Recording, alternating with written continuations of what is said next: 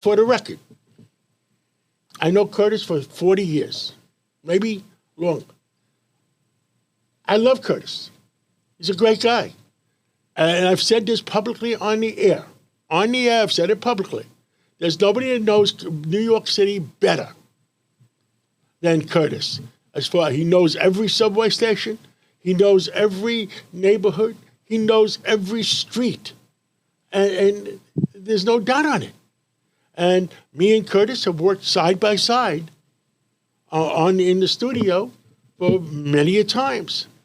And we always did very well together, and we always do very well together. Curtis is running for mayor, and we have a three-way race right now. We love Curtis. We all love Curtis. But we also love New York City. And today, Curtis was a little bit off. He was very upset with Sid Rosenberg, one of our star reporters or star hosts in the morning. And he went off. And I just want to do the right thing and tell you how I feel.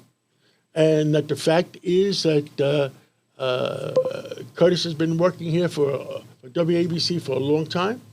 And he's welcome to work here for a very long time to come.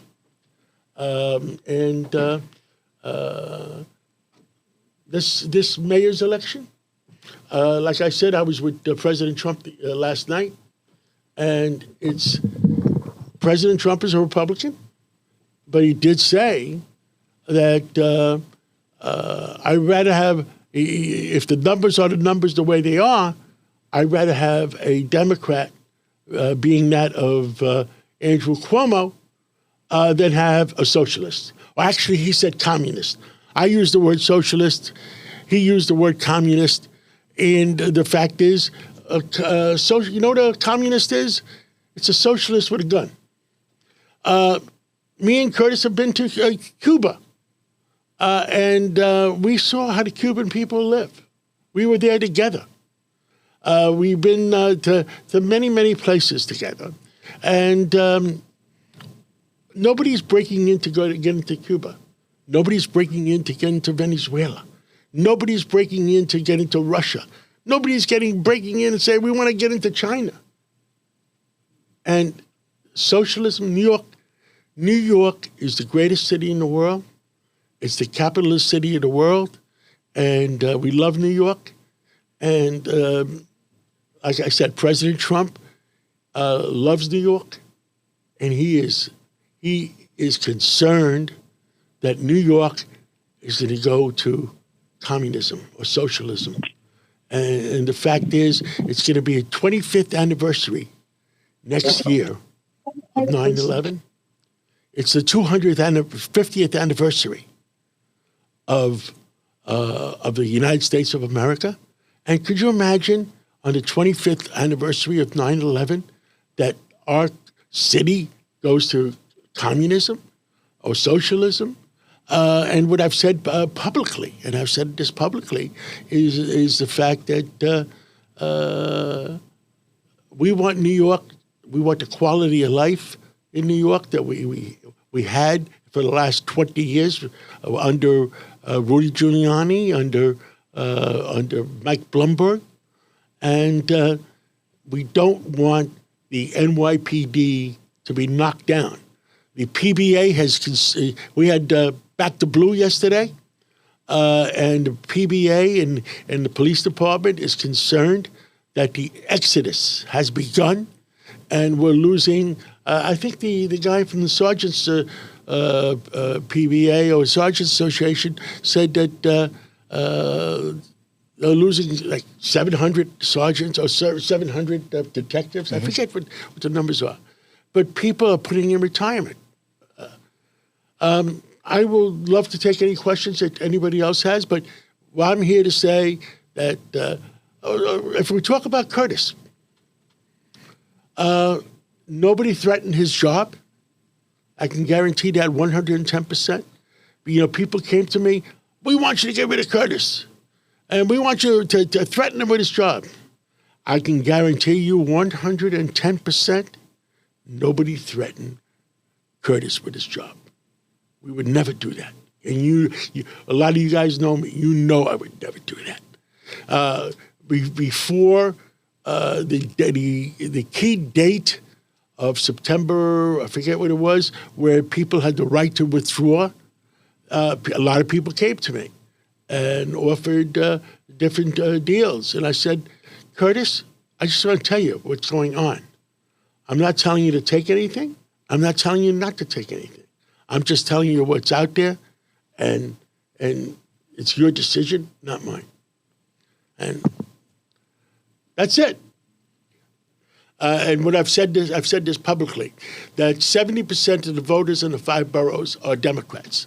The fact is, last time Cuomo ran for governor, he got 1,700,000 votes. The last time he ran for governor. Curtis got, when he ran for mayor for the 5 boroughs, he got 550,000 votes. So there's a big difference. So what people were looking at it is, I don't think Zoran, I don't think he's a Democrat. I think he's a socialist. I mean, I don't know the man. I've never personally met him. I talked to him on the phone once. He's not a Democrat. I think he's a socialist.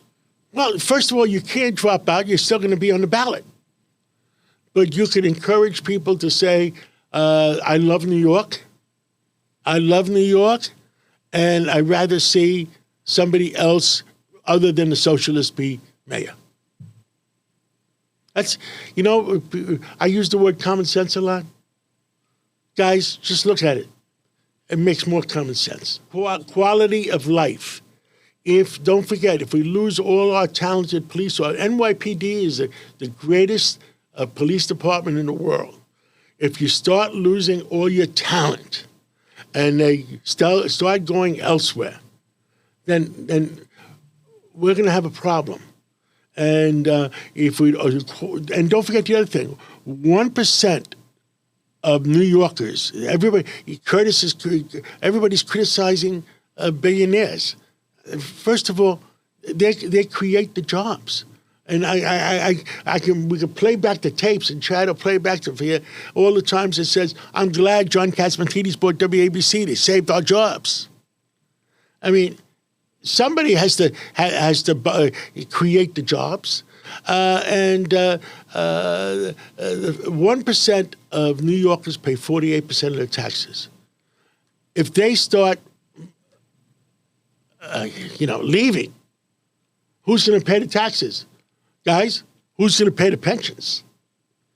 It's not going to be Washington. Let me straighten it up. I ran for mayor in 2013. I ran as a Republican liberal that I did not.